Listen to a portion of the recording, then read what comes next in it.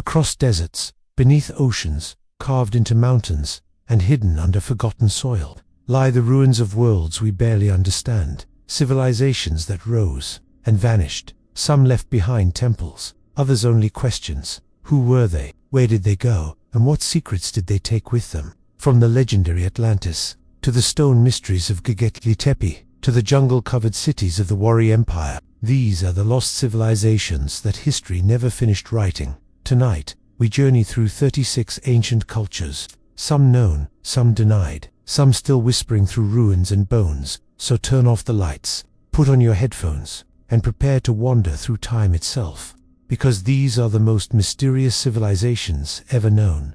And trust me, you've never heard their stories told like this before.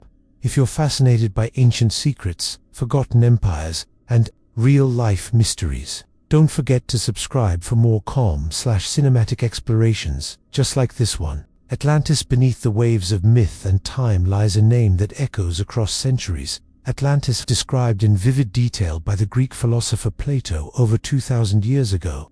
Atlantis was said to be a powerful, advanced civilization that vanished in a single day and night of catastrophe. According to Plato's dialogues, Timaeus and Critias, Atlantis was a vast island beyond the Pillars of Hercules, what we now call the Strait of Gibraltar. Its people were wealthy, its architecture ornate, and its knowledge unmatched. They harnessed advanced engineering, built concentric cities, and commanded a formidable navy. But with their growing arrogance, the Atlanteans fell out of favor with the gods, and their island was swallowed by the sea. For generations, scholars have debated whether Plato's tale was allegory or history. Some believe Atlantis was based on real events, perhaps echoing the eruption of Thera, the catastrophic volcanic disaster that destroyed the Minoan civilization around 1600 BCE. Others have searched as far as the Caribbean, Antarctica, and the Sahara, driven by satellite imagery, ancient maps, and submerged ruins that hint but never confirm. No conclusive evidence has ever surfaced. No city, no inscriptions, no proof that Atlantis was more than a philosophical warning about the dangers of hubris. And yet, the story endures. As oceans rise and technology peers deeper beneath the waves, the question remains: was Atlantis a lost reality, or a reflection of the civilization we still hope to become? Lemurian. The depths of ancient lore and scientific speculation lies the legend of Lemuria, a lost continent said to have once stretched across the Indian and Pacific Oceans. Unlike Atlantis, Lemuria's origins are rooted not in myth, but in early scientific theory. In the 19th century, zoologists puzzled over the presence of similar species like lemurs, found both in Madagascar and India, but not in Africa or the Middle East. To explain this, British zoologist Philip Sclater proposed a now discredited theory: a vast landmass, Lemuria, once connected these regions before sinking into the sea. The idea spread quickly, capturing the imagination of scientists, occultists, and theosophists alike. Soon, Lemuria took on a life of its own. Theosophical texts described it as the cradle of an ancient, spiritually evolved race, beings who communicated through thought, lived in harmony with nature, and ultimately perished in a cataclysm. Some accounts even claim their knowledge was passed on to surviving civilizations, hidden in sacred texts, or passed through oral traditions. Not modern geology and plate tectonics have rendered the original land bridge theory obsolete. Continental drift explains the distribution of species more accurately, and yet, fragments of the Lemuria idea persist in the myths of Tamil Nadu's lost land of Kumari Kundam, in underwater ruins near India's southern coast, and in the collective imagination of those drawn to Earth's hidden past. Did Lemuria ever truly exist? Or is it a mirror reflecting our desire to uncover forgotten chapters of human history, ones just beyond the reach of the tides? Mu**, far out in the Pacific, beyond the reach of modern memory, lies the fading echo of a name, Mu, said to be an ancient continent that once rose above the waves of the Pacific Ocean. Mu is considered by some to be the cradle of early civilization, and by others, a complete fabrication. The legend of Mu gained prominence in the late 19th century, when British-American explorer Augustus Le Plongin claimed to have deciphered ancient Mayan texts that spoke of a sunken homeland, a vast continent called Mu, from which all ancient civilizations descended. His theories were later expanded by James Churchward, a former colonel who claimed to have discovered hidden tablets in India, describing an advanced culture that thrived on Mu some 50,000 years ago. According to Churchward, Mu was a paradise, home to millions, filled with majestic temples, advanced technology, and a profound spiritual order. But then came the cataclysm. In a single night, earthquakes and volcanic eruptions tore Mu apart, sinking it beneath the sea and erasing its people from the surface of the earth. Mainstream science offers no support for the existence of Mu. Geological studies of the Pacific Ocean floor reveal no sunken continent. No verifiable texts or artifacts have confirmed the story. Yet curiously, echoes of a great flood and a vanished homeland appear in Polynesian myths, South American legends, and even Hindu epics. Is Mu merely a 19th century invention, woven from misinterpretations and imagination? Or could it be a distorted memory of something real, a lost world, buried not in the ocean, but in the layers of forgotten time? Göbekli Tepe, rising from the arid hills of southeastern Turkey, a series of massive stone circles, rewrites everything we thought we knew about the dawn of civilization. This is Göbekli Tepe, the world's oldest known temple, built over 11,000 years ago, discovered in the 1990s. Göbekli Tepe predates Stonehenge by 6 millennia and was constructed by prehistoric people who had not yet developed metal tools or pottery. Towering T-shaped pillars, some weighing up to 20 tons, are carved with intricate images of animals, snakes, foxes, scorpions, and abstract symbols whose meanings remain elusive. Arranged in circular formations, these structures suggest ritualistic gatherings, possibly religious in nature. What makes Göbekli Tepe so extraordinary is not just its age, but what it implies. For decades, scholars believed organized religion and monumental architecture emerged only after the advent of agriculture and settled life. But this site reverses that logic. It suggests that spiritual purpose may have come first, inspiring hunter-gatherers to come together and build on a scale once thought impossible for their time. Equally mysterious is the deliberate burial of the site. At some point, centuries after its use, Göbekli Tepe was filled in with earth, carefully systematically, as if to preserve or protect it. Was this an early center of faith, a gathering place for ancient rituals, or something else entirely? As excavations continue, Göbekli Tepe challenges our understanding of human origins, and leaves us wondering what other forgotten chapters lie hidden beneath the soil. The Indus Valley civilization mid the dry plains of modern-day Pakistan and northwest India once thrived, a civilization both vast and enigmatic. The Indus Valley civilization, flourishing over 4,000 years ago, it stood as one of the world's earliest urban cultures, yet much of its story remains unread. At its height, the Indus civilization spanned over 1 million square kilometers, with sophisticated cities like Harappa and Mohenjo-daro laid out in precise grids, equipped with advanced drainage systems, public baths, and standardized brick construction. These weren't just settlements, they were planned societies, demonstrating a remarkable understanding of engineering, hygiene, and civic order. What sets the Indus Valley apart is its quiet mystery. Unlike Egypt or Mesopotamia, there are no grand temples, no imposing kings, and no deciphered texts to narrate its history. Instead, small seals carved with animal motifs and a still indicated script hint at a complex belief system and far-reaching trade networks that extended to Mesopotamia and beyond.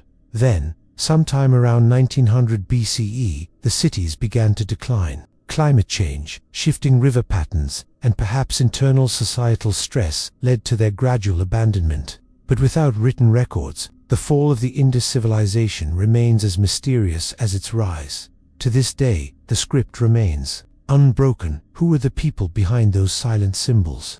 What wisdom was lost when their cities faded into dust? The answers may still lie buried, waiting to reshape how we understand the earliest chapters of human civilization. Tartessos on the ancient coastlines of southern Spain, near the mouth of the Guadalquivir River, echoes the faint memory of a lost civilization. Tartessos, mentioned by Greek historians and hinted at in archaeological finds. Tartessos remains one of Europe's most enduring historical enigmas, first recorded by Herodotus in the 5th century BCE. Tartessos was described as a wealthy port city, rich in metals like silver, gold, and tin, and ruled by wise kings.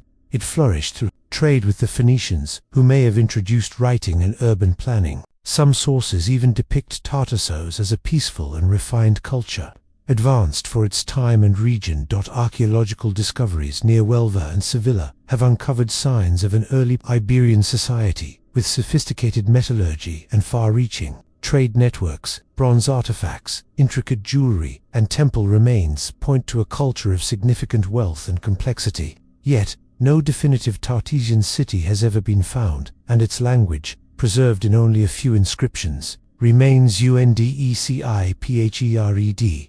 By the 6th century BCE, Tartessos vanished from historical records. Some suggest war, others point to economic collapse or environmental shifts, and intriguingly, some theories link Tartessos to Plato's Atlantis, a prosperous coastal realm swallowed by time. Fact or fable, Tartessos leaves behind a trail of questions. Were its ruins absorbed into later cultures, or is the heart of this ancient civilization still buried beneath Spain's shifting soil, waiting to be uncovered? The Olmec civilization in the humid lowlands of ancient Mesoamerica, long before the rise of the Maya or the Aztecs, a remarkable civilization carved its legacy into stone, and then vanished. This was the Olmec civilization, often called the mother culture of Central America, flourishing between 1500 and 400 BCE. The Olmecs built settlements along the Gulf Coast of present-day Mexico, including San Lorenzo and La Venta.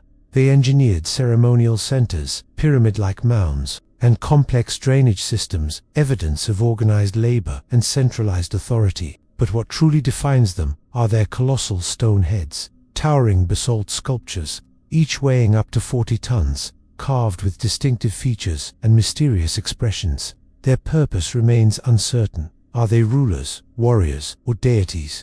The Olmecs also developed one of the earliest known Mesoamerican writing systems, and a calendar innovations that would echo through later civilizations. Their art reveals a symbolic world filled with jaguars, serpents, and hybrid creatures, suggesting a deep spiritual or shamanic belief system. And yet, no known texts survived to explain their worldview. By 400 BCE, major Olmec centers had been abandoned. The reasons remain unclear. Some theories point to environmental stress, volcanic activity, or internal political shifts. Others suggest cultural diffusion, as Olmec influence quietly spread into emerging societies. They left no written chronicles, only monumental art and scattered ruins. And so, we're left to wonder, who were the Olmecs really, and how much of their story still sleeps beneath the jungle floor, waiting to be unearthed?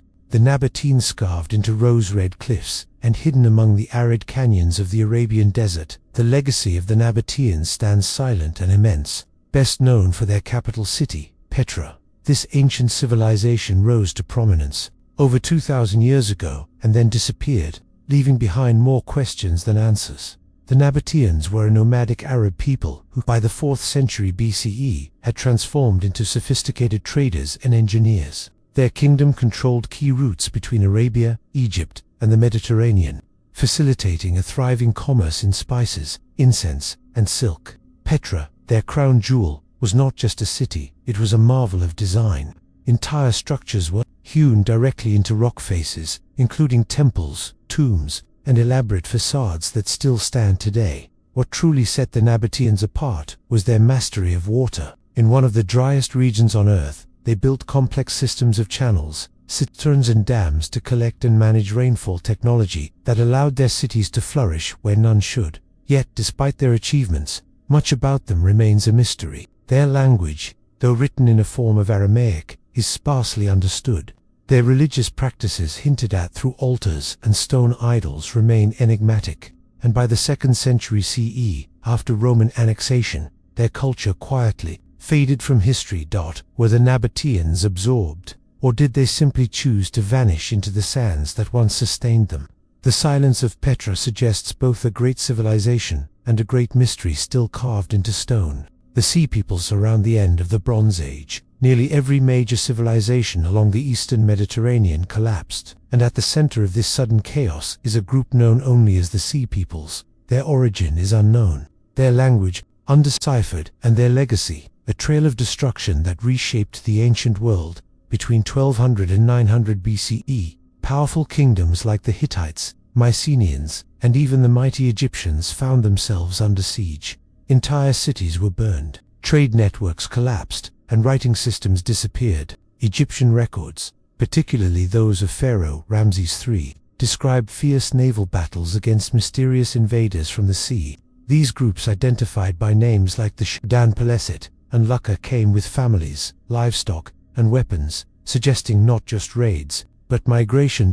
Who were they? Theories abound. Some link them to displaced Aegean peoples following natural disasters or civil unrest. Others see them as mercenaries turned conquerors, or refugees from collapsing empires seeking new land. Yet, despite mentions in Egyptian and Ugaritic texts, no homeland has been definitively traced. What is certain is their impact. The Sea Peoples played a pivotal role in ending the Bronze Age. In their wake, cities were reduced to rubble, and long-standing dynasties faded into obscurity. The Mediterranean would not see recovery for centuries. Even today, the Sea Peoples remain one of antiquity's most elusive forces.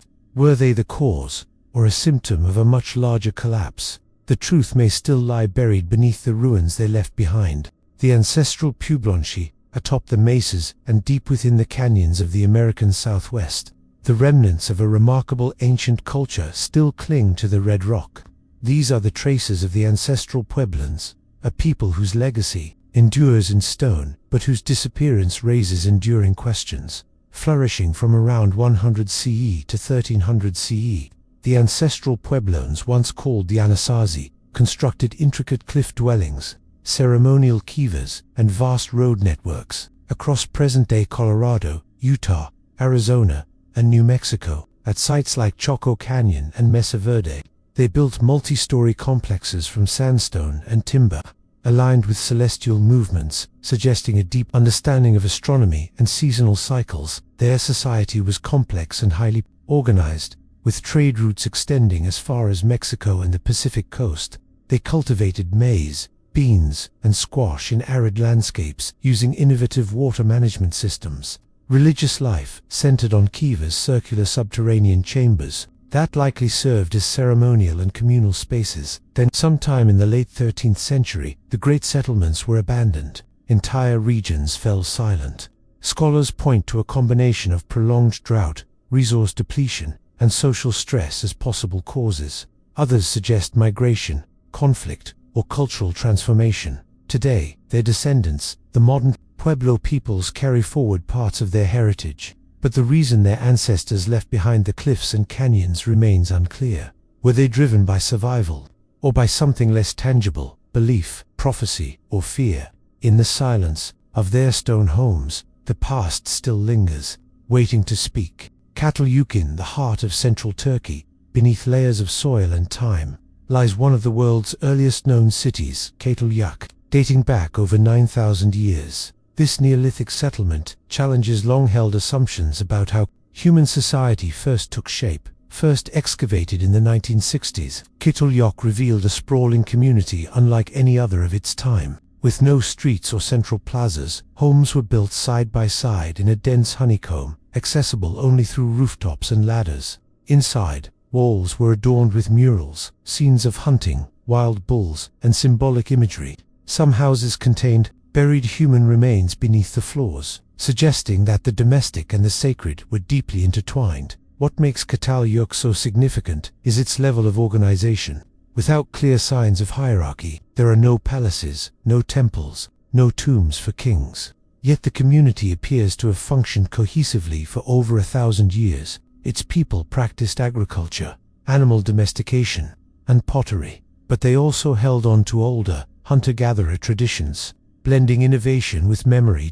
Archaeologists have uncovered figurines, particularly of female forms, possibly linked to fertility or goddess worship, but without written records, the meanings remain speculative. Was Catalhöyük a peaceful, egalitarian society, or does the lack of visible leadership mask a more complex structure? As excavations continue, the city offers a rare glimpse into the threshold between nomadic life and urban civilization, and raises enduring questions about what it truly means to build a society. The Sumerians beneath the fertile plains of ancient Mesopotamia, between the Tigris and Euphrates rivers, rose the world's first known civilization. the Sumerians. By 3000 BCE, long before the pyramids of Egypt or the laws of Hammurabi, the Sumerians had already built cities, written laws, and mapped the stars. In cities like Uruk, Ur, and Eridu, they developed complex urban centers with ziggurats, stepped temple towers that loomed over the flat horizon. These were not just places of worship, but symbolic links between heaven and earth. The Sumerians were deeply religious, worshipping a vast pantheon of gods, each tied to natural forces and city-states. But their greatest legacy may be writing. The Sumerians invented cuneiform wedge-shaped marks pressed into clay tablets, originally used for accounting, but eventually expanding into literature, law, and astronomy. From this script came the Epic of Gilgamesh, one of humanity's oldest surviving stories. They pioneered irrigation, developed the sexagesimal system we still use to measure time, and created the earliest known legal codes. Yet despite their innovations, the Sumerians' origins remain obscure. Their language has no known relatives, and their rise seems sudden, as if built upon a forgotten past. By 2000 BCE, Sumerian power waned, overtaken by neighboring Akkadians and Babylonians. Their language faded, but their ideas endured, shaping the very foundations of civilization. Who were these early architects of writing, law, and ritual? And what deeper knowledge might still lie buried beneath the ruins of their once great cities, waiting for the world to listen once again? The Etruscans in the rolling hills of central Italy, long before the rise of Rome, flourished a mysterious civilization whose origins and language still puzzle historians. The Etruscans, though their cities once thrived, their voices have nearly vanished, leaving behind only fragments of a culture both advanced and enigmatic. Emerging around the 8th century BCE, the Etruscans built prosperous city-states across what is now Tuscany and northern Lazio. They were master engineers, skilled in metallurgy, road construction, and urban planning. Their influence stretched across the Italian peninsula, shaping early Roman architecture, religion, and governance. And yet, much of what we know about them comes not from their own records, but from the people who succeeded them. Etruscan tombs are among the most vivid windows into their world, painted with vibrant scenes of banquets, music, and dance. These burial chambers suggest a society that embraced both earthly pleasure and spiritual continuity. Intricately crafted sarcophagi and grave goods reflect a refined aesthetic and a belief in life beyond death. Yet their language, written in a unique script adapted from Greek, remains only partially understood.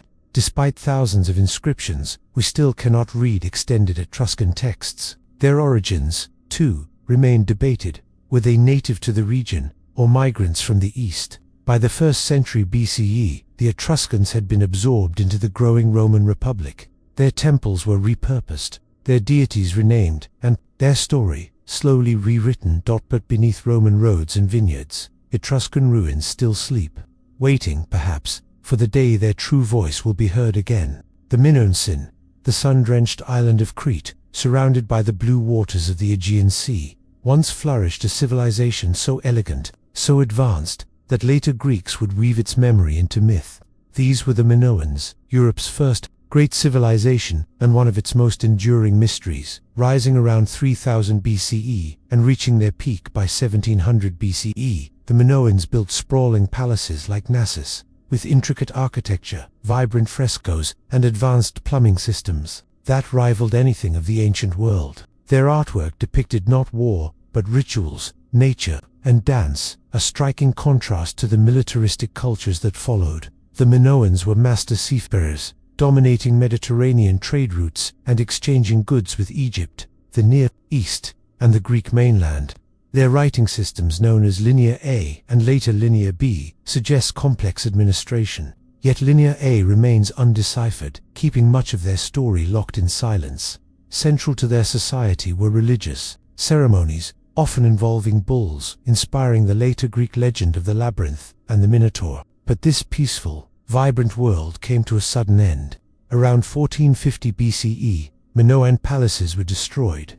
Many point to the eruption of Thera, a volcanic catastrophe that may have triggered earthquakes and tsunamis. Others suggest invasion, perhaps by the Mycenaeans from the mainland. The Minoans left no grand monuments to kings, no triumphal inscriptions, only ruins, vivid art, and unanswered questions. Did their downfall come from nature, from war, or from within? As new discoveries emerge from beneath Crete's soil, the legacy of the Minoans remains suspended between history and myth.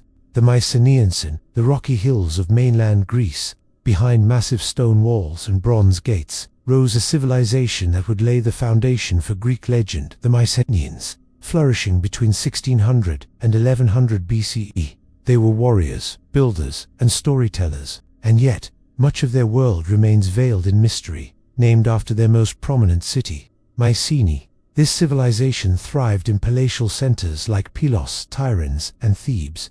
Their architecture was imposing fortresses crowned with walls so large that later generations believed only giants could have lifted the stones. Inside, rulers lived in grand megarons, decorated with frescoes, and filled with luxury goods from across the Mediterranean. The Mycenaeans adapted the writing system, creating Linear B, an early form of Greek used primarily for administrative records. Through these clay tablets, we glimpse a bureaucratic society with deep connections to trade, agriculture, and warfare. They are perhaps best remembered through the lens of Homeric epics. The legendary heroes of the Iliad and Odyssey may well reflect memories of this Bronze Age world. But by 1100 BCE, the palaces had fallen, the script vanished, the cities were abandoned. The cause remains uncertain. Some blame internal collapse, drought, or social upheaval. Others point to invasions or the wider Bronze Age collapse that swept across the eastern Mediterranean. The Mycenaeans bridged myth and history, a real culture that inspired epic tales, yet left behind a past still partially in shadow. What exactly brought their golden age to an end, and how much of their world still waits to be uncovered beneath the soil of Greece? The Norte Chico civilization in the arid river valleys of coastal Peru, where the desert meets the sea. Archaeologists have uncovered one of the oldest known civilizations in the Americas, the Norte Chico, long overshadowed by the Incas. This ancient society flourished nearly 5,000 years ago, and its quiet beginnings continue to challenge assumptions about the roots of complex culture. Also known as Caral Su, the Norte Chico civilization emerged around 3000 BCE, contemporaneous with the great civilizations of Egypt and Mesopotamia. Yet unlike those societies, the people of Norte Chico left behind no pottery, no art, and no known written language. What they did leave are monumental architectural sites, massive platform mounds, sunken circular plazas, and carefully planned urban centers, all constructed with remarkable precision. The site of Caral, the largest and best studied, reveals a society organized around ceremonial life, with evidence of musical instruments, textile production, and advanced agricultural knowledge. Strikingly, there is no sign of warfare, no weapons, no fortifications, no violent burials. Instead, their cities appear to have been peaceful centers, built around ritual and trade. Their economy relied heavily on irrigation and fishing, with cotton and anchovies forming the backbone of daily life. Trade networks extended deep into the Andes and along the Pacific coast, hinting at a complex web of interaction. And yet, so much remains unknown. Without written records, their beliefs, political systems, and even their language are lost to time. Who were the people of Norte Chico, and why did such a sophisticated society vanish, leaving behind only stone platforms and a whisper of its presence in the desert wind? The Mississippian culture in the heart of North America. Long before European contact, a powerful civilization rose from the river valleys, building monumental earthworks, complex societies, and far-reaching trade networks. This was the Mississippian culture, one of the most advanced and mysterious civilizations to ever emerge on the continent. From roughly 800 to 1600 CE, the Mississippians flourished across what is now the southeastern and midwestern United States. Their cities were defined by massive earthen mounds, some towering over 100 feet high. At Cahokia, near present-day St. Louis, stood Monk's Mound, the largest prehistoric structure north of Mexico. Surrounding it were plazas, wooden palisades, and hundreds of satellite mounds, the heart of a city that may have housed over 20,000 people. The Mississippian people were expert farmers, cultivating maize, beans, and squash. They created intricate shell and copper ornaments, practiced ritual ceremonies, and maintained complex social hierarchies. Trade items from as far as the Rockies and the Gulf Coast have been found in their settlements, revealing a vast web of cultural exchange. Central to their spiritual life was the southeastern ceremonial complex, a rich system of iconography depicting warriors, mythical beings, and cosmic order. But despite their achievements, the Mississippian world began to decline before Europeans arrived. Cities were abandoned, mound building ceased, and much of their knowledge faded into obscurity. What led to their collapse remains unclear: environmental change, social unrest, or perhaps something more elusive. The mounds remain quiet and immovable, guarding the secrets of a civilization that shaped a continent and then disappeared into its landscape. The Hittites in the rugged highlands of ancient Anatolia, a powerful empire once thrived, then vanished into the folds of time. The Hittites, masters of diplomacy and war, emerged around 1600 BCE and built a kingdom that rivaled Egypt and Assyria. Yet for centuries, their existence was forgotten. Their capital, Hattusa, was a marvel of engineering: fortified walls, grand temples, and archives filled with thousands of cuneiform tablets. These texts, unearthed in the early 20th century, revealed a civilization with a sophisticated legal system, multilingual scribes, and complex alliances. It was from these records that historians learned of the Battle of Kadesh, one of the largest chariot battles in history, where the Hittites clashed with Pharaoh Ramses II. The Hittites were not only warriors, they were skilled in metallurgy, pioneering the use of iron, and known for their ability to absorb and adapt the cultures of those they conquered. Their religious practices blended gods from across the Near East, and their diplomacy set early foundations for international treaties. But by 1200 BCE, their cities burned, records ceased, and the empire dissolved. Some point to the mysterious sea peoples, others to internal collapse or famine. The once mighty Hittites faded, leaving behind stone ruins, cryptic texts, and unanswered questions. What forces could dismantle a civilization so advanced, and how many of its secrets still lie buried beneath Anatolia's soil, waiting for the earth to give them back? The Scythians, they swept across the Eurasian steppe like ghosts on horseback, fierce, elusive, and nearly impossible to pin down. The Scythians, a nomadic people who thrived from around the 9th century BCE, left no great cities behind. Mounds of earth and fragments of legend. Herodotus called them savage and warlike, masters of mounted archery and cunning in battle. Archaeology tells a more nuanced tale. Beneath the frozen kurgans of Siberia and Ukraine, mummified bodies were discovered astonishingly preserved, their skin tattooed with intricate mythical beasts, buried alongside gold ornaments, weapons, and horses prepared for the afterlife. These burial mounds reveal a culture both brutal and refined. The Scythians drank from the skulls of their enemies, but also crafted elaborate jewelry and practiced sophisticated herbal medicine.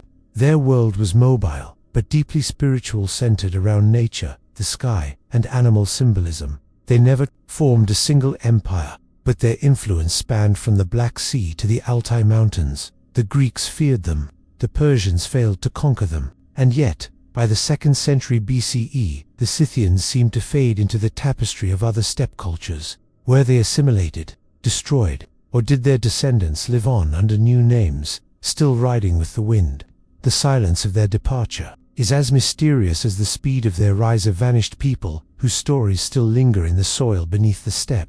The Harapons beneath the dusty plains of modern-day Pakistan and northwest India lie the remnants of one of humanity's oldest urban civilizations, yet its script remains undeciphered, its origins debated, and its fall still unsolved. These were the Harapans, the people of the Indus Valley. At their height, around 2600 BCE, Harappan cities like Mohenjo-daro and Harappa boasted astonishing levels of urban planning. Streets were laid out in precise grids, homes had private wells and drainage systems. Massive granaries and centralized baths hint at complex social organization, and yet no temples, palaces, or royal tombs have ever been found. Their on seals and pottery remains one of the greatest linguistic mysteries of archaeology. Without a Rosetta Stone, their language stays silent, locking away their history, laws, and stories behind rows of unreadable symbols. Trade routes extended from Mesopotamia to Central Asia, but the Harappans left no grand monuments to gods or kings. Their civilization was orderly, practical, and strangely quiet. Then, around 1900 BCE, the cities began to empty. Was it climate change, shifting rivers, disease, or slow cultural transformation? Despite decades of excavation, the Harappans remain a puzzle, a people so advanced, yet so anonymous, fading from view without war, without collapse, without a final word. What might we learn, if their language ever speaks again? The Lycians carved into the sheer rock faces of southern Turkey. Ancient tombs watch silently over turquoise waters. These are the remnants of the Lycians, an enigmatic civilization that flourished along the Mediterranean coast, yet left behind few answers about who they truly were. Mentioned in Homer's Iliad as fierce allies of Troy, the Lycians were known to the Greeks and Egyptians, yet their own origins remain obscure. By the 5th century BCE, they had developed a unique identity, one that blended Eastern and Western elements into a culture unlike any of their neighbors. They spoke an Indo-European language now extinct. They built cities like Xanthos and Pat, renowned for their democratic assemblies centuries before Athens would formalize the idea.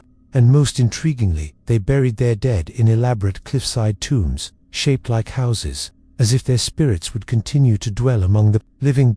Their independence was fiercely guarded, but never permanent. They were absorbed by the Persians, then Alexander the Great, and later Rome.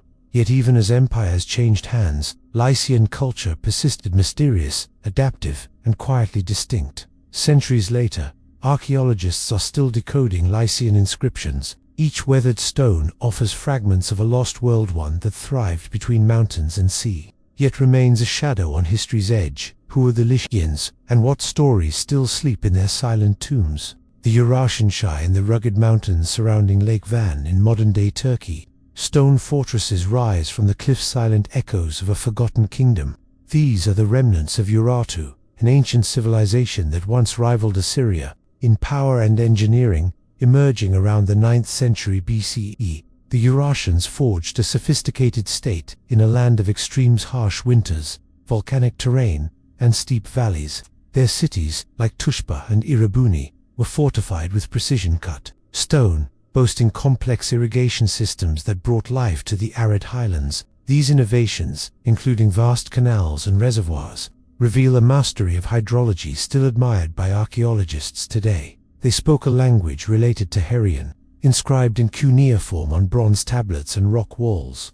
Though some records survive, much of their history is pieced together from scattered ruins and enemy accounts. What is clear is their constant conflict with the powerful Assyrians, a rivalry that pushed both kingdoms to new heights and, ultimately, exhaustion. By the 6th century BCE, Urartu vanished from the historical record. Some scholars believe it was conquered by the Medes. Others suggest internal collapse. Their legacy faded, absorbed into later Armenian cultures, but their fortress walls and waterworks remain, defiantly standing against time. What drove this mountain empire to rise? What truly caused its fall? The answers may still lie beneath the stones they so carefully placed. The Elamites in the shadow of the towering Zagros Mountains, long before Persia rose to power. A sophisticated and enigmatic civilization flourished, one that modern history often overlooks. These were the Elamites, builders of cities, keepers of secrets, and rivals of early Mesopotamia, centered in what is now southwestern Iran.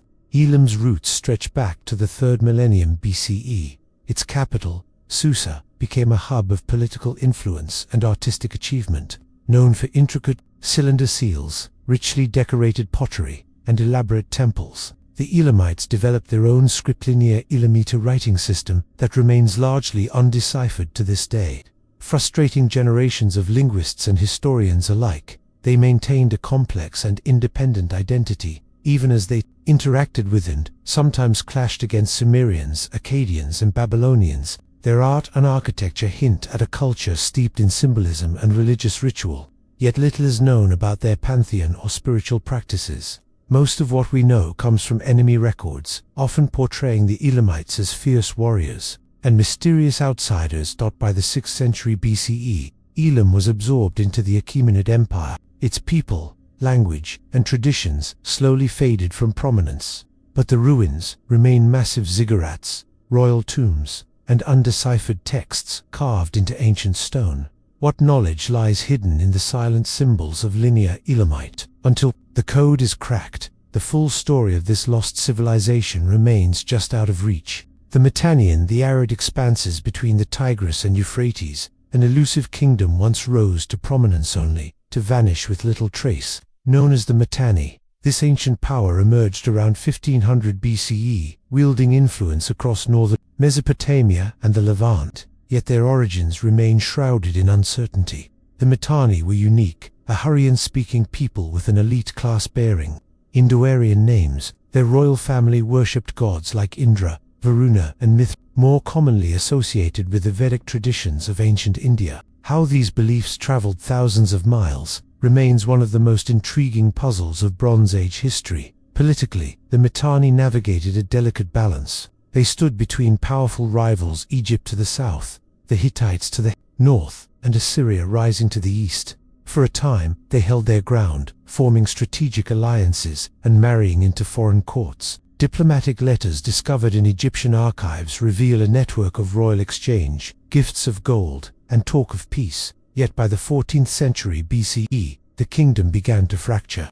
Internal strife, foreign invasions, and the growing power of Assyria led to its slow disintegration. Today, much of what we know about the Mitanni comes from the archives of their enemies, fragmented, second-hand, and often biased.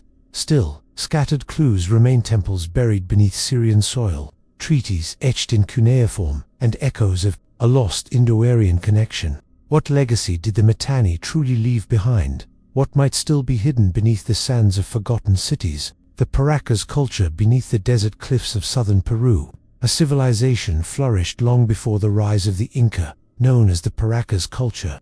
These people left behind a legacy both beautiful and bewildering: enter textiles, buried in tombs, and carved into the very shape of the human skull. Thriving from around 800 BCE to 100 BC, the Paracas lived along the harsh but fertile coastal strip of the Andes. They engineered complex irrigation systems to sustain agriculture in one of the driest places on Earth. But it's their burial practices that continue to fascinate archaeologists. Today, in the Paracas necropolis, hundreds of elaborately wrapped mummies were uncovered, swathed in some of the most intricate textiles ever discovered, dyed with vibrant pigments and embroidered with mysterious stylized figures. These cloths weren't just decoration, they were status symbols, ritual items, and possible messages to the afterlife. Even more puzzling is the discovery of elongated skulls among the Paracas dead.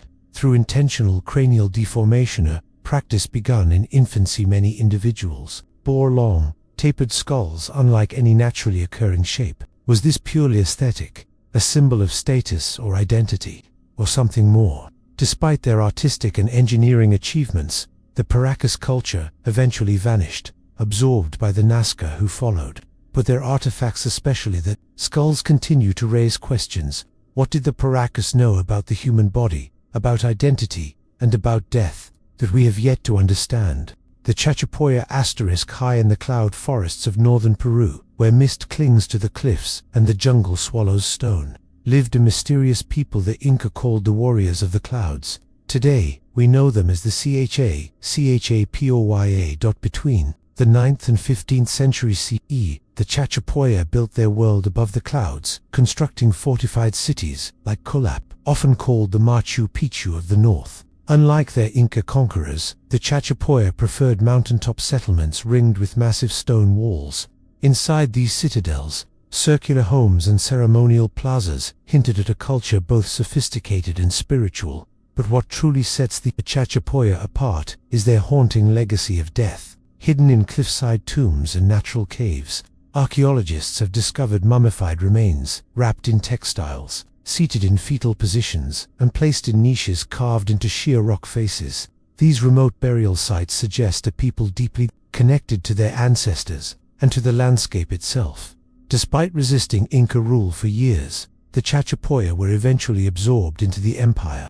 Later, the arrival of the Spanish and devastating diseases all but erased them from history. Today, only fragments remained, fortresses swallowed by vines, bones tucked into cliffs, and legends whispered through the clouds. What more lies hidden in the jungle-covered heights? The Chachapoya may be gone, but their silence still speaks through stone. the Wari Empire in the highlands of ancient Peru, centuries before the rise of the Inca.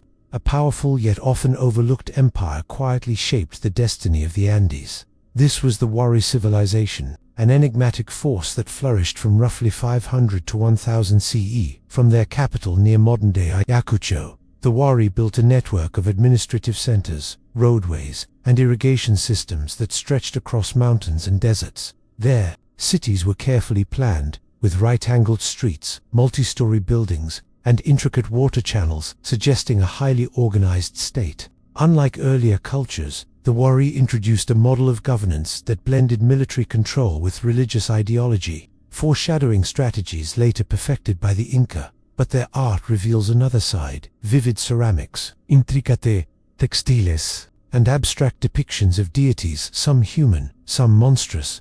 These artifacts suggest a deep cosmological system, one that governed both daily life and imperial expansion. Yet for all their sophistication, the Wari left no written records. Their language is lost, their stories remain untold. By the 11th century, their cities were abandoned. Their influence faded, leaving behind ruins scattered across the Andean highlands. Why did such an organized and far-reaching empire vanish? So completely? Was it climate, conflict, or something else entirely? The Wari may be gone, but their blueprint for empire still echoes through the stones of Peru. The Tiwanaku civilization high in the Bolivian Andes, on the wind-swept shores of Lake Titicaca, lie the remnants of a civilization that defies easy explanation. This is Tiwanaku, one of the most advanced and mysterious cultures to emerge in South America. Long before the Inca, Tiwanaku flourished as a religious and political center between 500 and 1000 CE. At its heart stood immense stone monuments, precisely cut megaliths fitted together without mortar, aligned to celestial events with remarkable accuracy. The Gateway of the Sun, carved from a single block of andesite, depicts enigmatic figures, some say gods, others unknown rulers surrounded by symbols we still struggle to decode. Archaeologists have uncovered vast irrigation networks and raised agricultural fields called sucacolos, which allowed the Tiwanaku to thrive in an unforgiving environment. Their influence spread across the Andes, suggesting not an empire built on conquest, but on religion, trade, and cultural assimilation. Yet, despite their architectural genius and regional reach, the Tiwanaku left no written language. Their beliefs, origin myths, and eventual collapse remained silent, trapped within stone and soil. By the 11th century, the city was abandoned. Was it a changing climate, internal upheaval, or spiritual crisis that brought it down?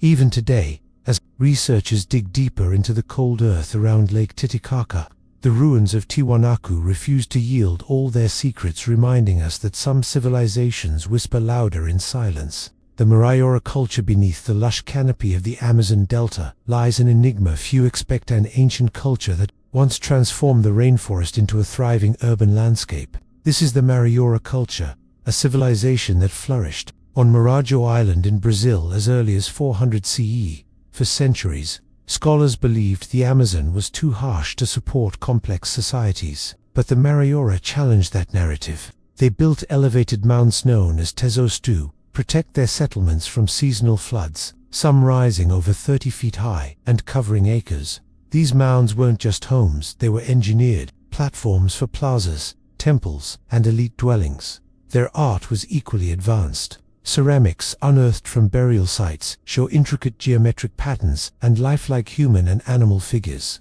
crafted with precision and symbolism. These artifacts suggest a rich spiritual world, possibly tied to ancestor worship and social hierarchy. And yet, the Marajoara left behind no written records.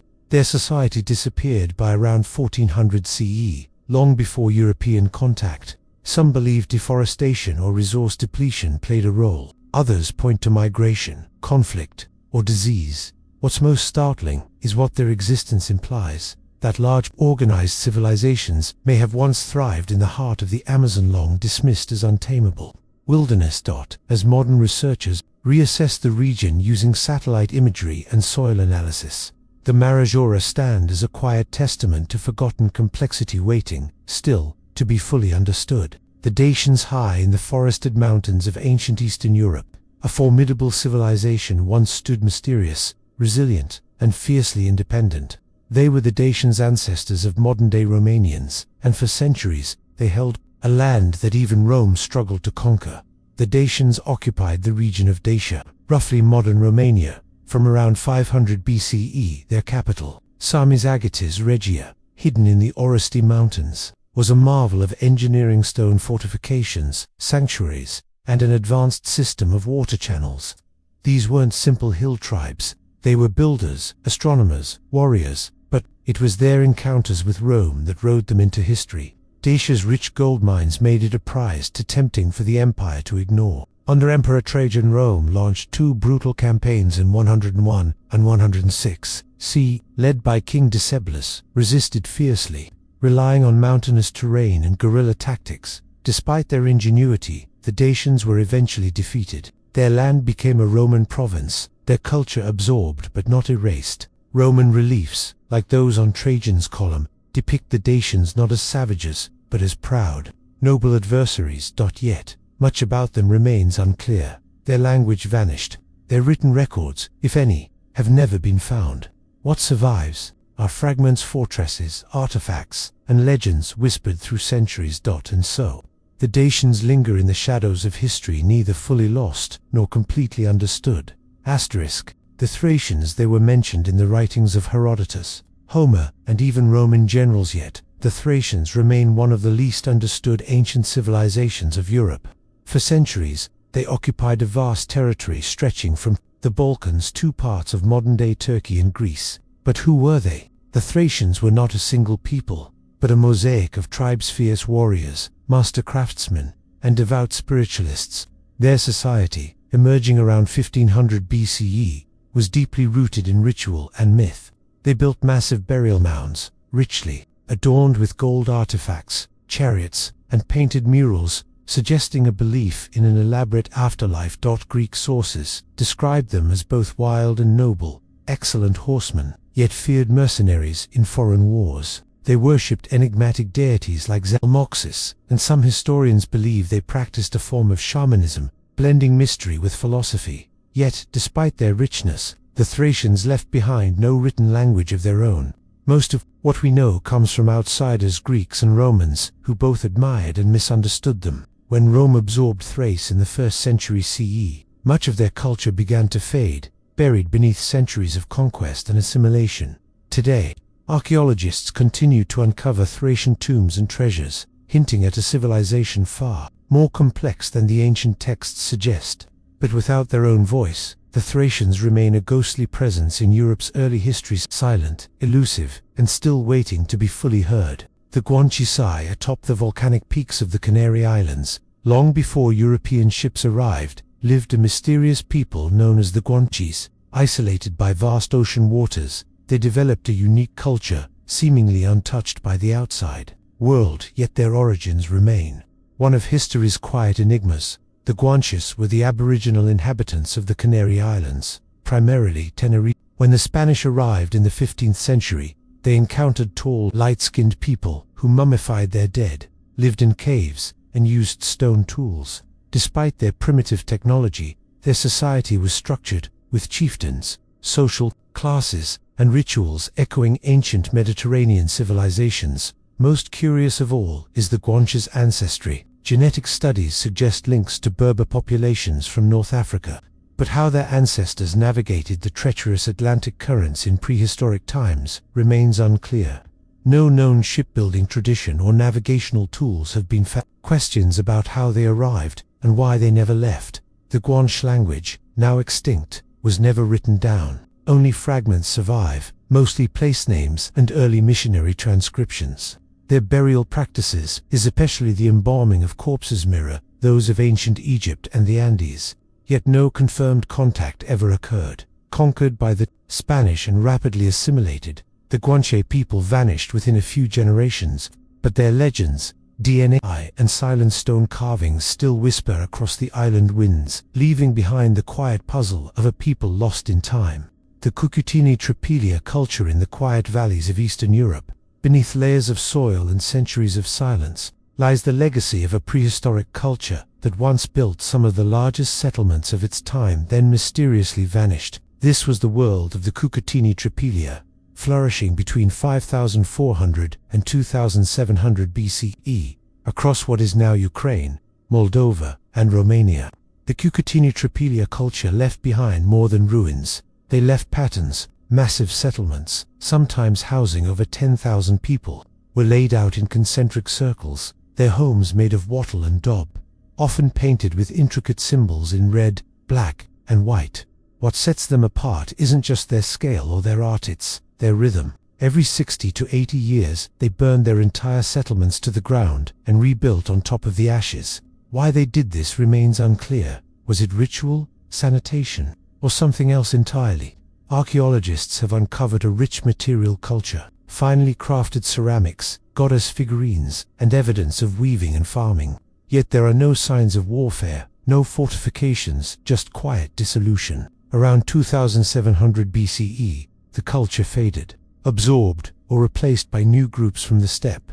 They left no written records, no tales, only the charred layers of once thriving villages and a trail of geometric art whose meanings remain elusive. The Göbekli Tepe remind us that complex, peaceful societies may rise and fall without ever being truly understood. The Philistines, they appear suddenly in the historical record, seafaring outsiders, settling along the southern coast of Canaan around the 12th century BCE, feared by their neighbors, remembered in the Bible as adversaries of the Israelites. The Philistines have long been painted as villains, but who were they really?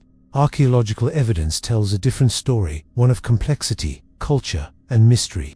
Excavations at sites like Ashkelon, Ekron, and Gath reveal a people with advanced architecture, distinct pottery styles, and a taste for finely crafted goods. Their houses were built with ashlar masonry, their diets included imported delicacies, and their artistic motifs hint at Aegean influences. Many scholars believe the Philistines were part of the enigmatic sea peoples, migrants who swept through the eastern Mediterranean during a time of great upheaval. Their ceramics share similarities with Mycenaean Greek styles, suggesting they may have originated from the Aegean, or even farther west. But despite their sophistication, they left no written language of their own, only inscriptions in borrowed scripts, and fragments of names and words that hint at a forgotten tongue. Over time, they integrated with the local culture, until their distinct identity faded under Babylonian conquest in the 6th century BCE. Today, the ruins of their cities still whisper of a people both foreign and familiar, shaped by the sea, caught in the cross-currents of history, and remembered not for who they were, but for how others saw them. The truth of the Philistines may still lie buried, just waiting to be heard. The Ainu in the far northern reaches of Japan, beyond the familiar rhythms of Shinto temples and samurai legends, lives a people whose origins remain shrouded in mystery. The Ainu. Long before the rise of Imperial Japan, the Ainu inhabited the island of Hokkaido, as well as parts of Sakhalin and the Kuril Islands. With their distinct language, intricate tattoo traditions, and animist beliefs, they stood apart from the cultures that later came to dominate the Japanese archipelago. But where did they come from? Genetic studies revealed that the Ainu may carry the legacy of the Jomon people, hunter-gatherers, who lived in Japan over 14,000 years ago. Their features, culture, and oral traditions suggest a deep-rooted presence, long predating Japanese migration from the Asian mainland. The Ainu revered nature, believing that gods, or kami, inhabited all things from bears and owls to rivers and mountains. Yet despite this rich heritage, the Ainu were marginalized for centuries. As Japan expanded northward during the Edo and Meiji periods, Ainu lands were seized, their language suppressed, and their culture forced into silence. Now, only fragments remain, ceremonial dances, preserved chants, and the haunting memory of a people nearly forgotten. Modern efforts are rekindling pride and preservation, but much of their past still lies out of reach, lost in oral histories never written down. What ancient migrations shaped their bloodline? What wisdom did they once carry about the land and its spirits? The story of the Ainu is one still unfolding, layered in silence, waiting to be fully understood. Asterisk. The Nok civilization in the heart of West Africa, beneath layers of soil and time.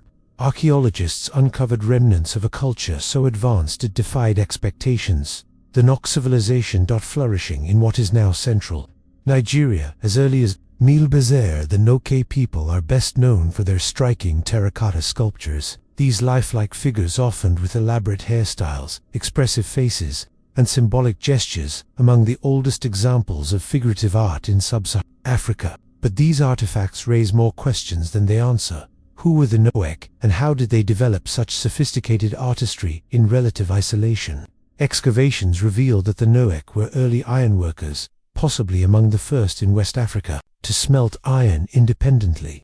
Their mastery of metal tools, combined with evidence of organized settlements and agriculture, points to a complex society yet no written records exist. The sculptures, once buried intentionally, may have served ritualistic or funerary purposes, but the meanings remain speculative. By 300 CE, the Noac vanished.